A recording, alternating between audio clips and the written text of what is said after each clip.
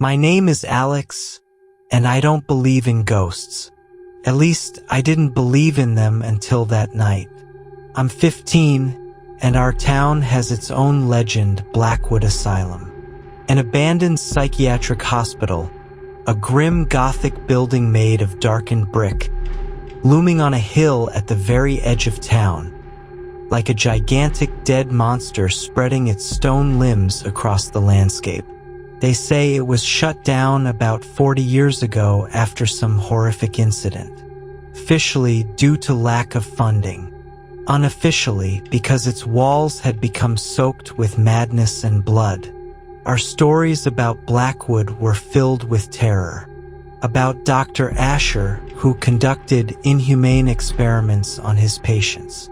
About ghostly screams echoing from empty windows. About how, if you went inside, you would never come out the same. Of course, we teenagers just laughed it off, swapping scary stories around a campfire. Tonight, in the flickering headlights of Kevin's old car, all those stories suddenly felt far more real. We were standing on the driveway leading up to the asylum. Besides me and Kevin, who was always the ringleader and chief thrill seeker, there was Mike, the eternal skeptic, and Lisa, who was always scared but never refused an adventure. Our bet was simple. Spend exactly 1 hour inside Blackwood. Walk through the main building, take a photo in the chief physician's office, and get out. The winner would get a full basket of pizza and eternal bragging rights.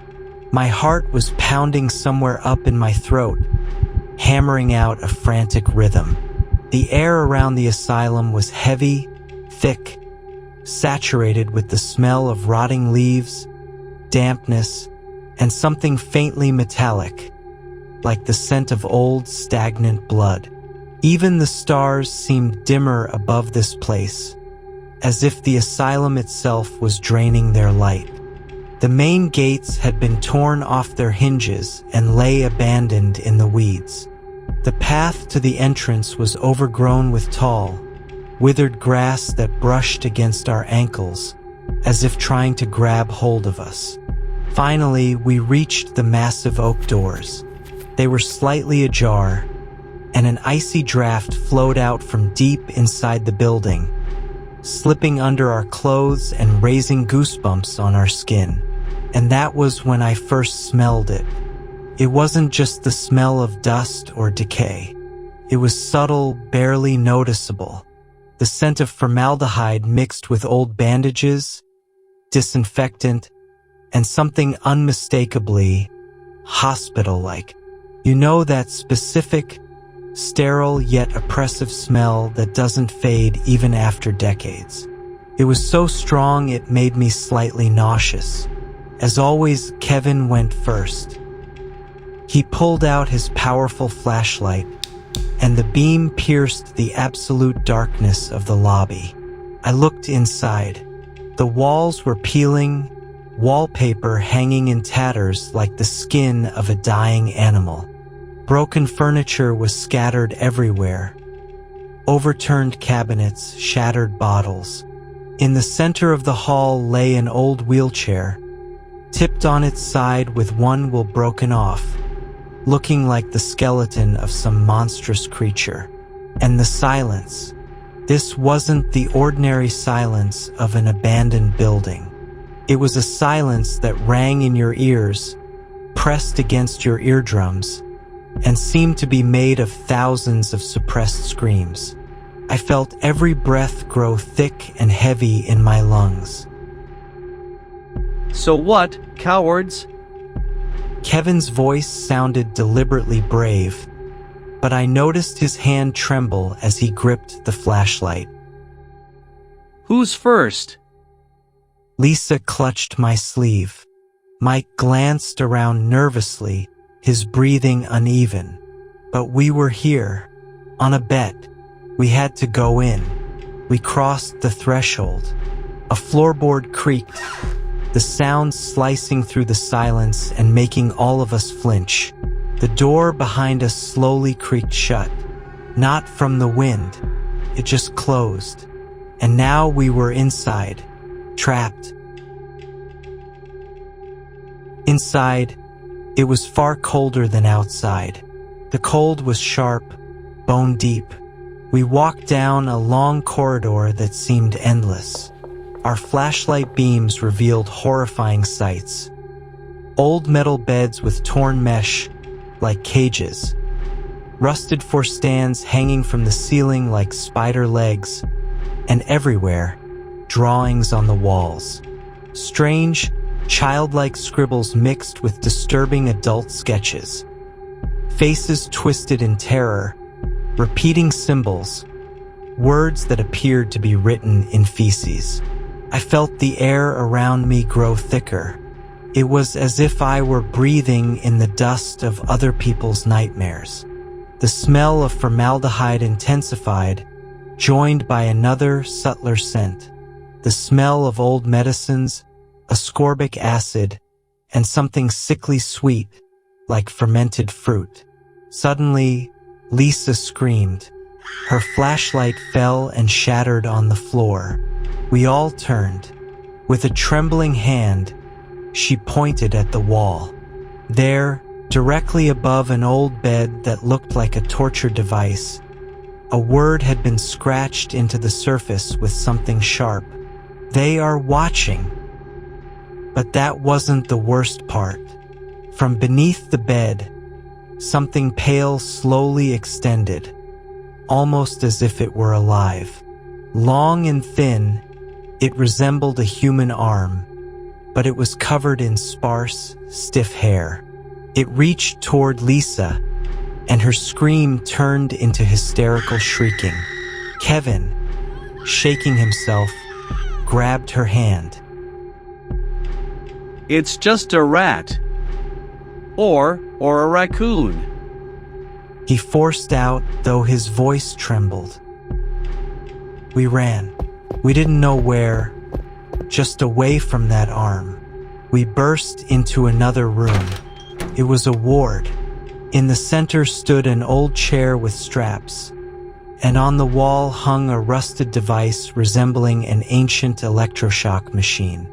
We caught our breath, and Mike, trying to calm himself, shone his flashlight into a corner. On the floor lay an open, yellowed folder. Inside were papers covered in small handwriting. Medical records.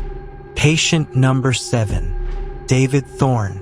Diagnosis: paranoid schizophrenia. Aggressive episodes recorded. Reports whispers in the walls and the touch of invisible hands. Recommended: intensive therapy under Dr. Asher. Inside the folder was a black and white photograph. It showed a man in his 40s. He had intelligent but utterly insane eyes. He was smiling, but the smile looked more like a snarl. It was Dr. Asher. His gaze, even from the yellowed photograph, felt alive, piercing straight into the soul. On the back of the photo was an inscription, dedicated to my most loyal patients. And then we heard it, a low, drawn-out moaning sound that didn't come from the walls but seemed to seep from the air itself. It sounded like someone's slow, agonized breathing. It vibrated in my chest, making my insides clench. Then the moan turned into quiet, barely audible giggling. The sound was like a sharp fingernail scraping across wet glass. Came from everywhere and nowhere. Lisa screamed again, but this time her scream was cut short. I turned and saw her standing completely still, eyes wide open. From her mouth, like smoke, stretched a thin, semi-transparent thread that disappeared into the darkness. She was staring straight at me, but there was no fear in her eyes, no awareness, only emptiness.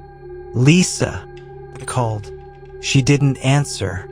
Her head slowly tilted to the side at an unnatural angle, and she smiled, Her smile wasn't Lisa's. It was too wide, too empty, and then I understood. They had taken her. We ran, leaving Lisa behind. She was still standing there, motionless with that empty smile. Mike was panicking, and Kevin, trying to cling to the last scraps of courage, shone his flashlight wildly in every direction. The asylum's corridors turned into a labyrinth. They seemed to change constantly.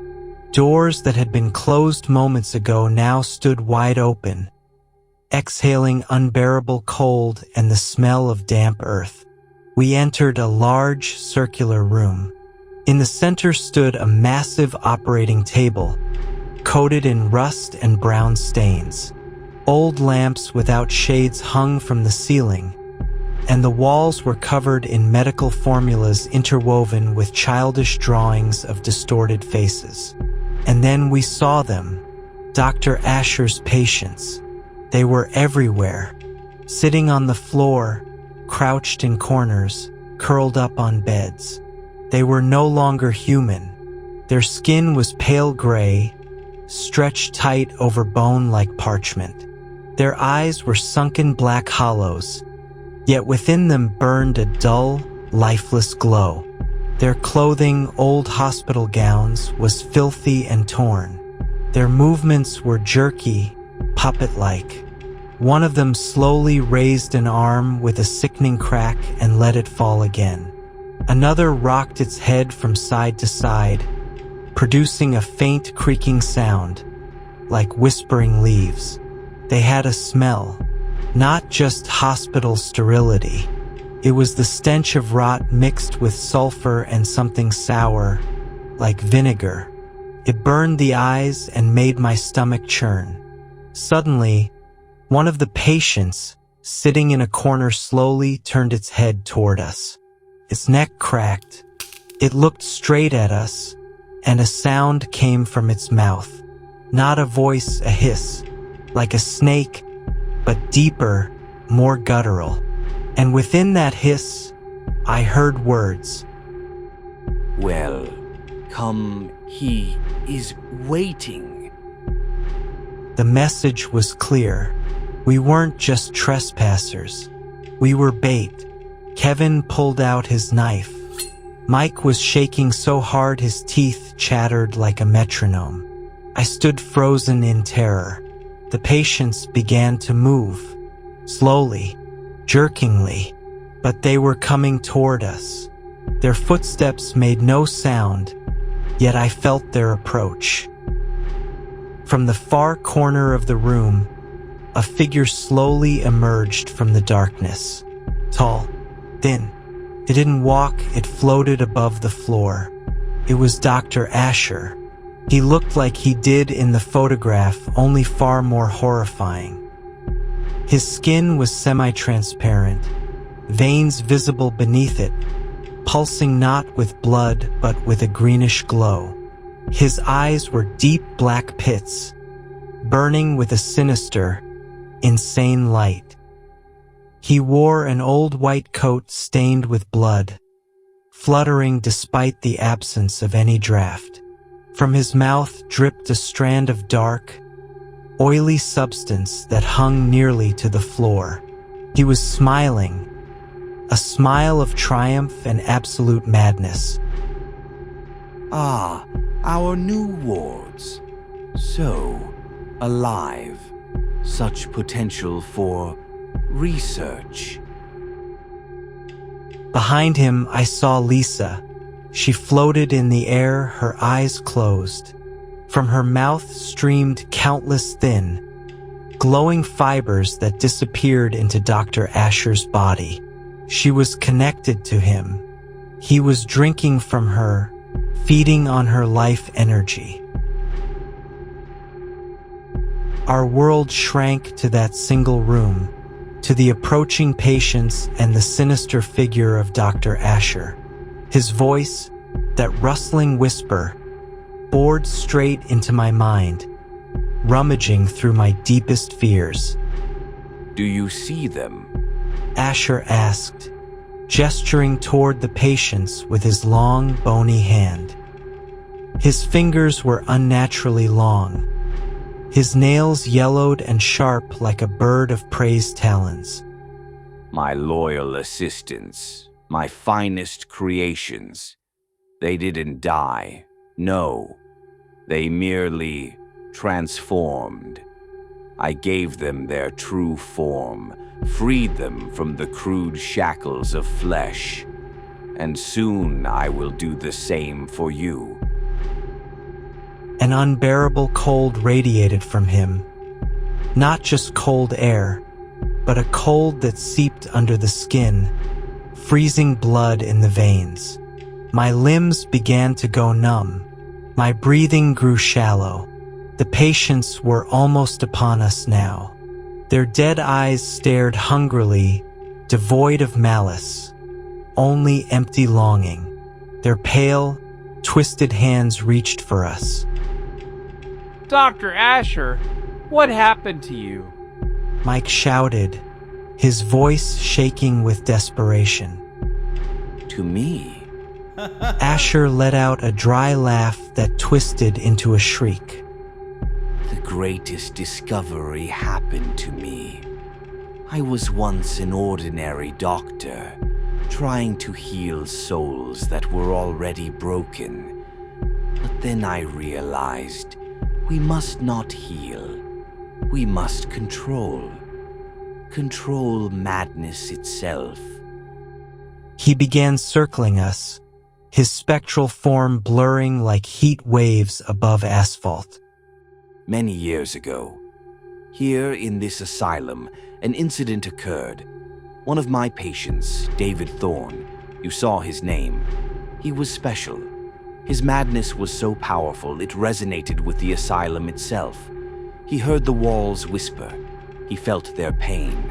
And I knew that was the key to higher knowledge. Asher stopped in front of me, his face inches from mine, his breath icy. I tried to study his mind, but he resisted. He screamed. He fought. And during one session, there was an energy surge. My brain stimulation device, designed to expel demons, overloaded. I was too close. We both dissolved into the asylum's energy. My flesh burned away. My mind shattered. But I did not die. I became part of this place. I became its spirit. And they became part of me. My eyes, my hands. Mike collapsed to his knees. Kevin raised his knife, his hands shaking violently. The patients were less than a meter away now. Then I noticed something. On the wall directly behind Dr. Asher was a massive, barely visible stain. Darker than the rest of the wall, faintly glowing green. And scratched into the brick beside it were words. Thorn, freedom, breach. I remembered David Thorne's file. He was special. If he became part of the asylum too. At that moment, Asher reached for Mike. His spectral fingers plunged into Mike's chest, and a glowing thread, just like Lisa's, was drawn out. Mike screamed briefly, then went limp. He became another patient. I knew we had only seconds left. I had to act. Despite the panic, my mind raced. The stench of formaldehyde and sulfur intensified, and the patient's hissing and moans blended into a mind-shattering cacophony. Asher stood feeding on Mike's energy, his form growing denser, more real. I scanned the floor, broken furniture, old tools, and then I saw it. A heavy cast-iron candlestick, like one that once stood in a church. Too heavy to lift properly, but usable. Thorn, freedom, breach. A wild idea struck me. What if David Thorne had left a way out? A weakness in Asher's system? Kevin, I shouted hoarsely. The wall. There's something there. Kevin looked at me in terror. What? What are you talking about? David Thorne. He left something. A breach. There.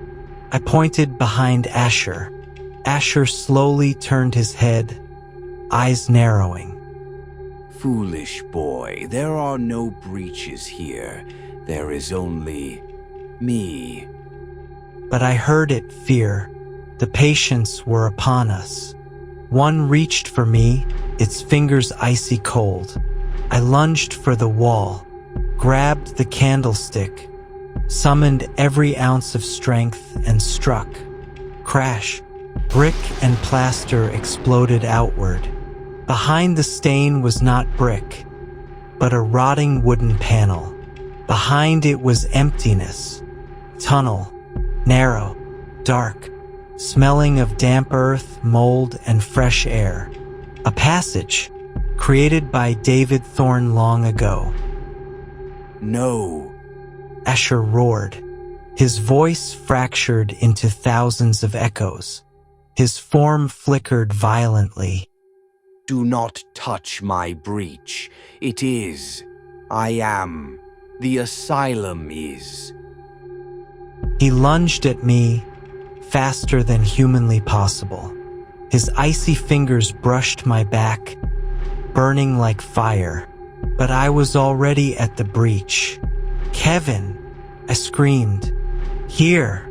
Kevin snapped out of his shock and shoved me forward.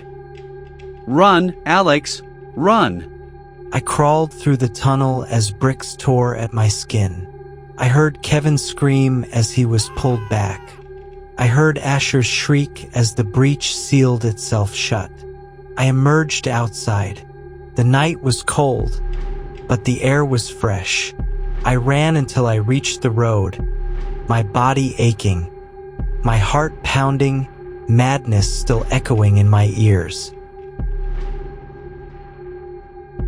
I don't know what happened to Kevin and Mike, or to Lisa. The police found only an empty, burned-out building. No signs of struggle, no bodies. Only one thing, a yellowed folder with medical records and a photograph of Dr. Asher, smiling. And in his eyes, I swear, there was mockery. I survived, and I don't believe in ghosts. I know they exist. They are not shadows. They are entities that feed on fear, madness, and human life energy. I never returned to abandoned buildings. Some of my hair has turned gray, and the scars on my back from Asher's touch sometimes burn. Especially at night, when the world is quiet and the wind whispers. Sometimes I hear his voice calling my name. I often think about David Thorne, about how, in his madness, he found Asher's weakness. Maybe the breach wasn't just physical, but mental. Blackwood still stands.